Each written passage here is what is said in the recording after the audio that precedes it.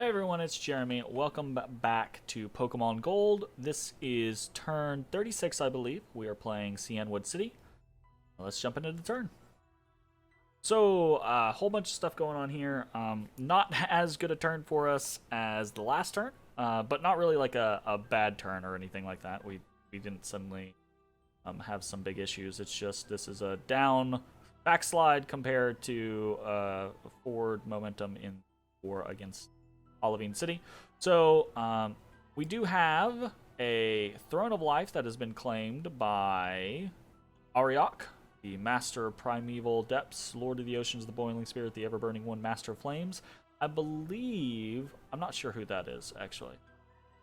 Uh, yeah, I'm not sure who that is. But we have cast Tradewind, which is awesome. We cast Augury, and we found a Bronze Pillar in Griffin Rock. That's a +1 Fire Gem site. No magic sites from Vena. No Blood Slaves yet, unfortunately. And then we have a bunch of battles. Now, none of these battles are really big deals, except for maybe Berman Heights. Each of these is... Yes, it's Steelix is coming around. So we have 2 Steelix champions on Griffin Rock. We have a Steelix champion in Wellrid.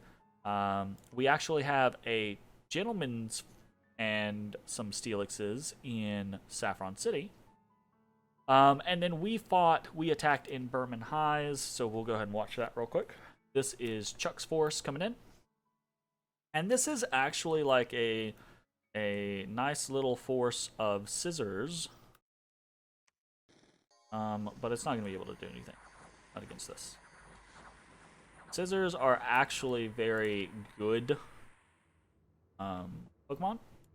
They have very nice HP pools. They have very good protection. They are Slash and Pierce resistance.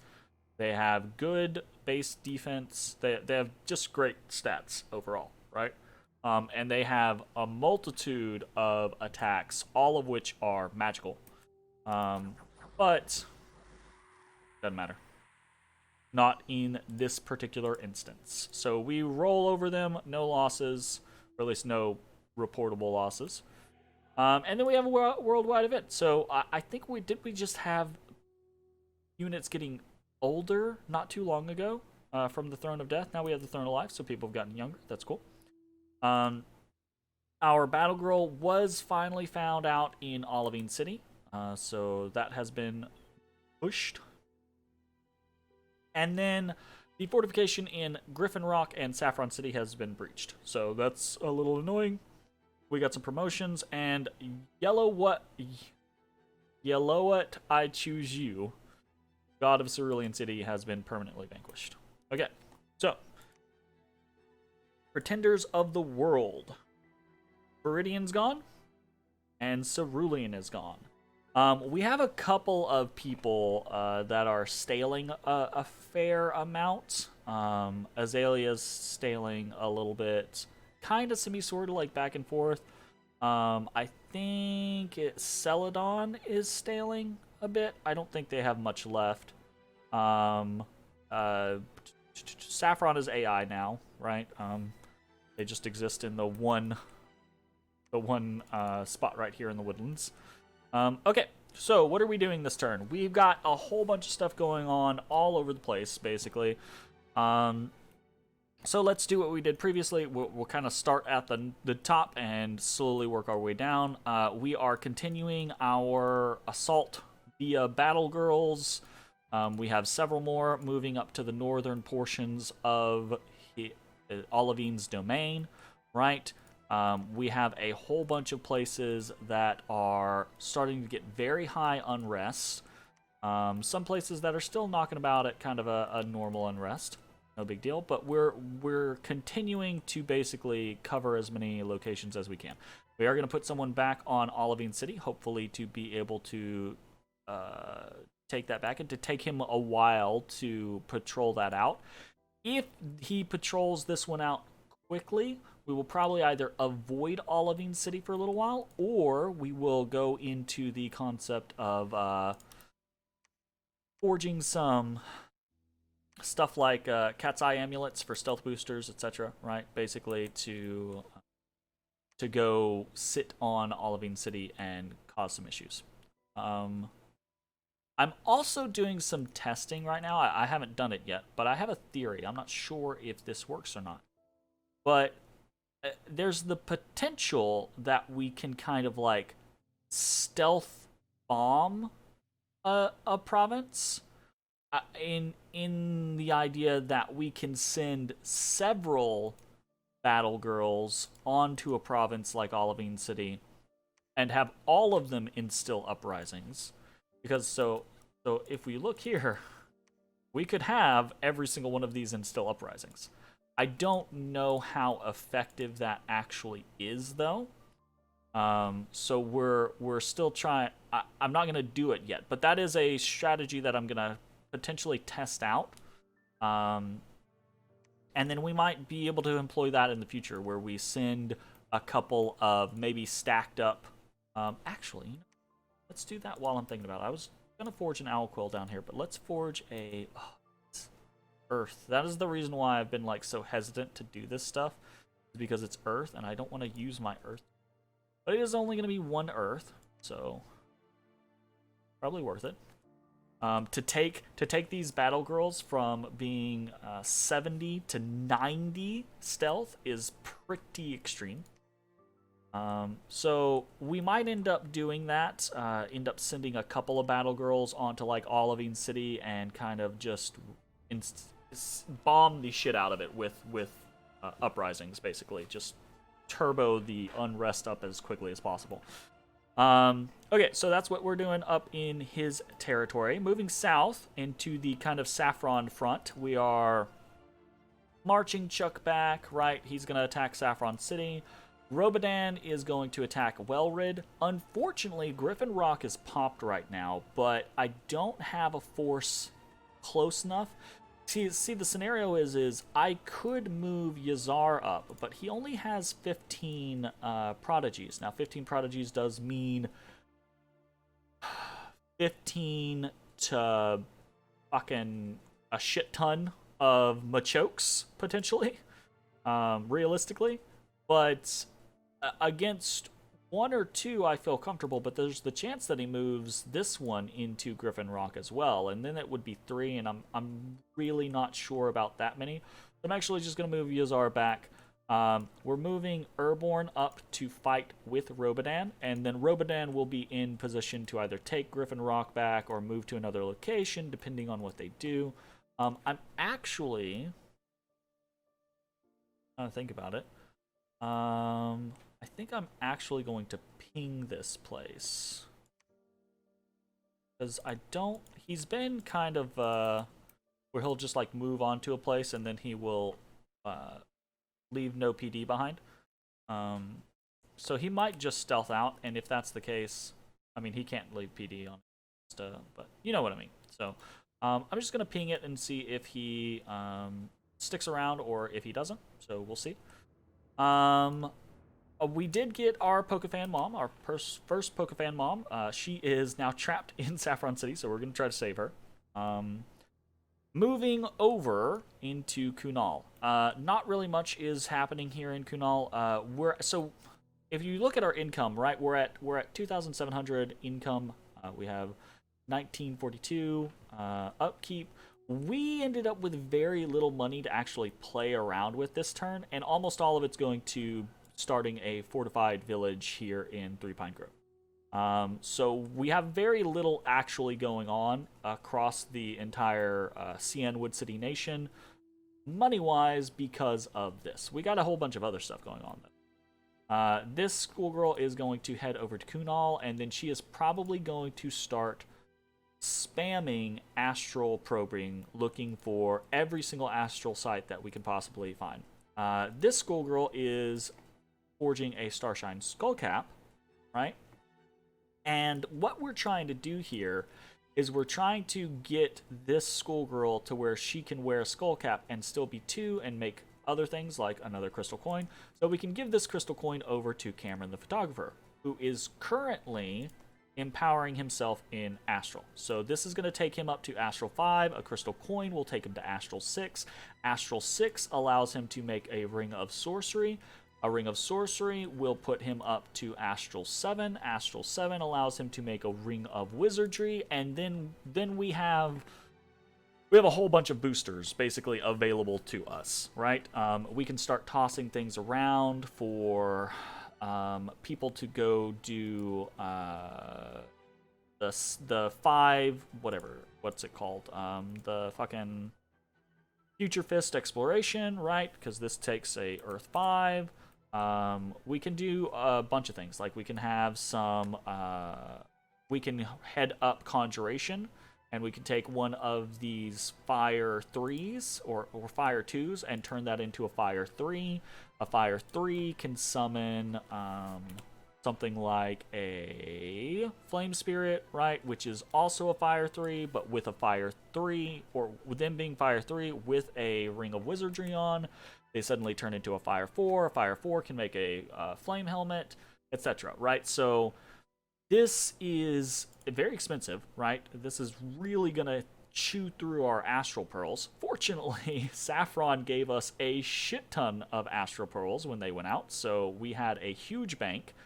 And we're going to use a combination of that huge bank to remote site search all over the fucking place to try to get more going. And we're going to try to empower up and do a bunch of things. We're also going to continue heading up. I kind of segued away from this, but we're going to continue heading up enchantment so we can try to get Stellar Focus. Stellar Focus is going to be very easy for us to cast, and it's relatively efficient. Probably not even going to do anything. We're probably not even going to try to overcast it or anything like that. Just cast it straight at 30, and that way it's 6 turns gets us back. But it's not just the 6 turns gets us back. It also adds so much more to our income, right? So people really get into that kind of focus of like, oh well, you know, you can spend 150 gems on a global, right? Like Mother Oak or something like that. But it takes so long to recoup your losses, right? Yes, that is true, but there's a very big difference in just having that pile and having a continuous refreshment of a continuous income of gems, basically. Obviously there's the risk that you just use the gems and then someone dispels it or overrides it or something like that. But the global game has been very non-existent. So I'm probably just gonna throw out a base Stellar Focus when we get there, and we'll see how it goes. I'll come back to the research here in a second. But that's basically what's happening in Kunal, right? This schoolgirl is forging a Starshine Skullcap. The crystal coin will go over to Cameron the photographer. We're going to do a bunch more astral projections. She's probably going to do another crystal coin or something like that, so that she can remain an Astral 3 option for us. We got a whole bunch of stuff going on there. We're also going to start just casting Gnome Lore up here, period. Now, Venna is running around searching at Earth 3, but we have a bunch of places up and around here that are Earth 2 or are unsearched. And at this point in the game, it is more... It tends to be more worthwhile for our turns and our gems to go ahead and just start doing remote site searching, targeted remote site searching in the right spots. In fact, I need to actually like stop him. So I'll try to remember to do that here in a second. So that's what's going on up there. Down in Viridian City, we are not really doing a whole lot. Venna's moving, we're doing preaching, etc., doing blood hunting, but again, we don't really have much in the way of money, so we're not really recruiting anything, and our army setup is basically what it already was. We're just continuing to train, right? We do actually have some Pokeballs over here now. So we are starting to get some other units here relatively frequently. So we're going to have to start keeping an eye on that. One of the things that we're going to have to start... And this is an odd way to say this, right? But we're going to have to start doing suicide runs, basically. And what I mean by that is we're gonna have to start sorting out in places like Cyanwood or in places like Viridian City. We're gonna have to start sorting out our random Pokemon and deciding, because these guys aren't free and they're not cheap. They can be very useful, and it's cool, but we're gonna have to start putting squads together to do different tasks. One of those things that we're already going to do is, you might notice Fly Priest 1 is on the move. He is heading all the way over to Cyanwood City, and he's going to pick up a batch of Alakazams. The Alakazams can move basically wherever the hell they want on the map.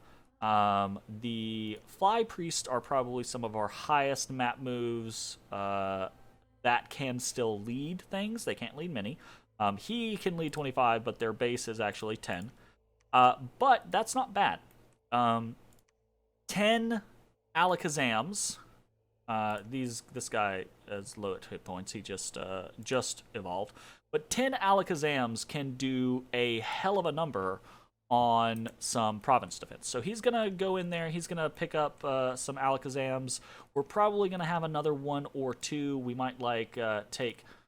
I don't know, we might take Falco off here in a second. Once we get some other people down there, we might take Falco off and grab some more Alakazams, and they're going to start moving around raiding, basically. They're going to go do their thing. Unfortunately, I don't think they're going to live for very long, because primarily of the remote assassinations. The remote assassinations are very strong, and there's not really a whole lot I can do about it. So, sans using only stealthy units. Like, the Fly Priests are really good, but they don't have stealth, so they can't immediately go invisible, right? Basically. So that is a concern. But my stealthy people can't lead, basically. So it is what it is. Well, I mean, so that's a lie. Our Crush Girls are stealthy, but they don't have 24 map moves. They have 16 map moves, so they're not quite as good as at the running around really quick. And here's the other thing. Like I said, we're trying to kind of do some suicide squads, because I kind of, like, I've done some of this stuff, and this is interesting, but now, like, I don't need 50,000 Apium. Or Apums, right? I don't need a crazy amount of these Raticates. I don't think I really want all of these Shield Alakazams. These guys, maybe, right? Because they have a very unique blend of abilities. They have very high defense. I think these guys, in the late game with buffs up, especially since they have base regeneration, these guys are probably going to be pretty good. So I might continue to make them, right? But I'm gonna have to start killing off some of my other stuff, basically. So we're gonna have to figure out how that looks. One of the ways that looks is this big ol' throne down here. So this is a scenario where I might legitimately just pull together a good portion of these units that I don't care about. Like, I don't care about the Weezings, I don't really care about the Mucks. I do kind of care about the Arboks. The Arboks seem pretty good. I do care about, like, the Nidorinos and Nidorinas, right? Because they're going to be Nido Kings and Nido Queens. But there's a bunch of other stuff mixed in here, like these... Let's see if I can click this. These Team Rocket Grunt Commanders, right? That I don't know that I really care about, truth be told, right? 1d6 Raticates, okay? Interesting. But they're still just Raticates. So in the next couple turns, I'm going to be doing basically like some curating and trying to get rid of things that are costing me upkeep. Okay. This is in doing this, though, I did discover a couple things, some interesting things. We can actually talk about those. And the interesting thing is that the shinies cost 0 upkeep. Not the sacreds, right? These guys, like Charizards, They are sacreds, but they cost upkeep. Shinies, which are always sacred, cost 0 upkeep. So what we're actually going to do with this, we're moving away from Viridian City. We're going over to Cyan. What we're actually going to do with this is we are actually... Where is... I thought I had someone doing it. Yeah, Venna has to do it. And I don't know that this is necessarily going to be a good time. Only a Taskmaster can cast this, but we are casting Capture Shiny Machamp. This costs 4 Earth Gems. I do not like the amount that it costs, right? But it costs 4 Earth Gems, and we're going to see if this is upkeep free, basically. I do not think this is going to be a route that we take. Our Earth Gems are very valuable to us. I do not think 1 Machamp is worth 4 gems. But 4 Machamps for 4 gems could be something that's worthwhile. And the reason I say it that way is because... Is it? No, it's in Thaumaturgy. So this is the Capture Shiny Machamp, right? It's 4 gems for 1 Machamp. But we have Capture Shiny Machop. 1 gem, very easy to cast this, right? Except for the fact that it can only be cast by Taskmasters, which, come to find out, the only Taskmasters I have are my Luchadoras. And I think Chuck. Chuck, I think, is also a Taskmaster. Yeah, so that's really odd. And a very painful way to do things, and I don't think it's what I'm going to do. But the reason why I point it out is because... Yeah, we have this down here, right? A Shiny Machop Gathering is 10 plus, or 6 plus, which is 1 for every extra level of the caster. You need to be Earth 3. It costs 10 gems, right? Venna is Earth 3, so she wouldn't get any extras. So it would be 10 gems for 6 Machops. Then I would have to spend the time training those Machops up, right? But with all of the gear, right, with the boosters and things like that, I could get her Earth up quite high, right? I could get her Earth up to like 4, 5, 6. And then if she's casting something like that every single turn, we're getting a bunch of upkeep free things, and we know how strong the Machamps are once we actually get them up. That could be something that we're actually doing late game, where we're funneling a good portion of our Earth Gems in. That's not going to be something that we're going to do now, but that could be something that we do late game that we actually really care about.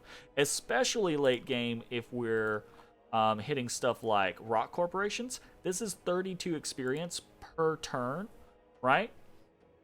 So we could take a Machop and get it to a Machamp in 3 turns, flat. And if we're doing that with 10 of them every turn, that could be pretty crazy. That actually could be a pretty interesting scenario. Especially if, and again, this is what we're doing, we're going to test if they're upkeep free. And I believe that they're going to be, so we'll see how it goes. Okay, was there anything else I really... No, I didn't need to do anything. So, over here in Impassable Mountains, we're mostly just bunkering down. This is where the rest of my money is going, is basically keeping the Ampharos factory going on. So I did the math, by the way. If anyone's actually curious about how is this working out for me, I have 2,700 income right now. The Ampharoses account for 510-ish of that income. Because I have about... no, I say ish. No, it's exact. Right? I have 102 Ampharoses. I have 100 here in Impassable Mountains, and I have 2 over here in Viridian City. So that is 510 gold generated every single month. So of my 2,700, 510 of that is coming from the Ampharos. Now, granted, I don't get 510 of that gold, because the Ampharoses themselves do cost upkeep. They cost a little more than half, so it's actually about I am gaining from the factories currently about 244 gold profit per turn. So this is absolutely worth it, except for the considerable time, right? The fact that the Flaffies and Mareeps also still cost. They're very, very, very cheap, though, comparatively.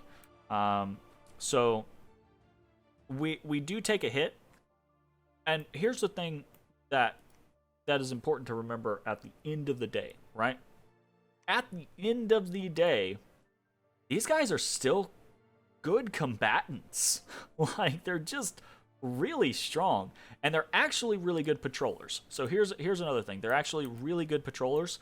So if I can get my blood economy online, if I can ever actually have a real blood economy, and I have these Ampharos factories just throughout my empire, these are going to be really good to basically, like, keep that blood under control, right? Because it's not like they're doing anything, right? It's not like I need them to be doing something else. It's very easy for me to just set them with someone patrolling. So moving onwards, we are moving Yazar down. We're not stopping to get this throne, right? It is more important for me, I think, to get down here, fill up with the army, and we might take another turn or two, right? Continuing to work on some of these.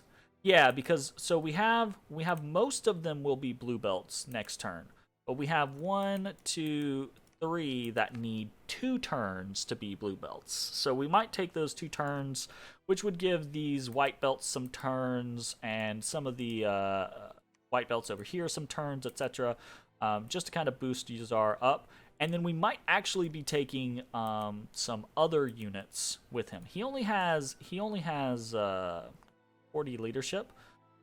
There's also a good chance for him to get some experience, so he can bump up that leadership. But anyways, so in Cyanwood, we're doing a bunch of different things. We are moving people around. We actually summoned this guy, and he immediately got poisoned. So he's going to Cyanwood. We're bringing a nurse down to Cyanwood, so that Cyanwood can kind of be a place where we can intentionally heal things. Next turn, we have Helmet finishing the castle here. We're probably going to continue to use Helmet to try to boost up all of our different caps. Fingers crossed. We're doing some empowerment. We're forging a cat's eye now. We're doing lightless lantern forging. We're doing auguries. I just said that. I need to make sure that I fix this guy, because he's doing an augury in a place that he doesn't need to be doing an augury. Kratos is a good place to. Yeah, Kratos is a good place to do it. Because he was doing it in Wellrid previously. Okay. And I think that's mostly it, truth be told. We're actually doing 3 lightless lanterns this turn. We were doing 3 lightless lanterns and some owl quills. I actually, I kind of have a little goal. I think I would like to try to hit, and this is going to be rough. So this may or may not work, but I think I would like to try to hit 1,000 research by turn 40. I want to overtake. Let's take a look at our score graphs real quick. I want to overtake. We're catching. I want to overtake Ekritik. And one of the reasons why I want to overtake Ekritik is because if we look at Ekritik, Ekritik's provinces are going down. And that's because Atlantis's provinces are going up. Atlantis is attacking Ekritik. Ekritik is currently the highest research and has been the highest research for quite some time. But they've also been up towards the top as far as provinces, definitely up towards the top as far as army sizes go. Their army size hasn't dropped. So I'm not sure that Ekritik is going to lose this war or anything like that. But I can say that I think what Atlantis does is at the very least distracts them. And if that gives me the time to catch up research-wise and overtake Ekritik, then I can actually potentially do some stuff. So that's gonna be a big deal. And I think I need to focus on trying to get my research up to that point. And that's mainly going to be lightless lantern spam, but it's also going to be in places like Viridian City or Kunal, right? That's going to be making sure I continue to get get researchers that are relatively cheap and effective. And I say relatively cheap and effective. Unfortunately, my researchers are really not that cheap and effective. I would say that the schoolgirls actually are more cost efficient, except for the fact that I am in Drain 3. So I've realized, right, like, it's going to be hard to do independent mages in large quantities because they are not going to have mundane researcher. So they're going to be abysmal. She's already inept. Fuck. So, that's pretty much what's going on. We have a whole lot of little things all over the place that we're doing. We're in the mid game. We're going crazy as far as stuff goes. Oh, also, look, we went from like 420 to 560 income in Cyanwood City. This place is insane as far as the income we're getting. My main goals over the next couple turns are to, like I said, try to hit 1,000 research, right? We're going to try to get up to Stellar Focus and get that cast. I would like to get the, now that, because Robodan just really made it to the front. Like, he just moved into Omicria. Now he's going to actually be able to start doing battles. My plan is to get the Saffron City front under control and then start moving into Olivine City, and go from there. We're going to see how things turn out.